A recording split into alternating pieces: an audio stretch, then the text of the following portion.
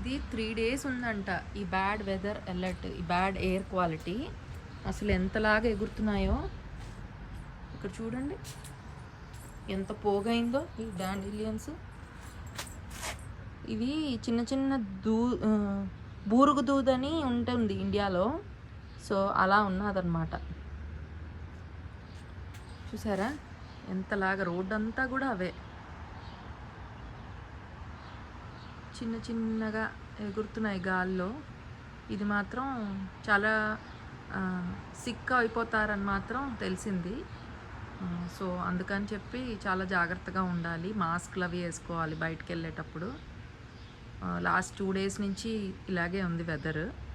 ఇంకొక 1 డే ఉందని చెప్పి వచ్చిందనమాట. రోడ్డు అంతా కూడా అవే పరిగెడుతున్నాయి, ఎలా ఎగురుతున్నాయో చూడండి పైకి.